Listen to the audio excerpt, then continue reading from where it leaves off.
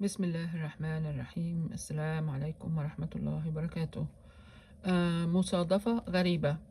هي مش غريبة لأن ربنا قادر على كل شيء، وإحنا بنقول يخلق من الشبه 40، بس الشبه هنا جامد جدا لدرجة إن أنت تقول إن هما توائم، في حين إنه اللي على اليمين ده لاعب كورة مشهور من أصول تركية، اسمه مسعود أوزيل، واللي على الشمال ده من إيطاليا ومؤسس شركة فيراري للعربيات.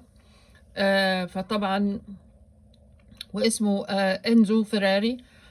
ما فيش بينهم اي قرابة، ولكن لما مات انزو اتولد في نفس اليوم التاني اللي هو مسعود أوزيل.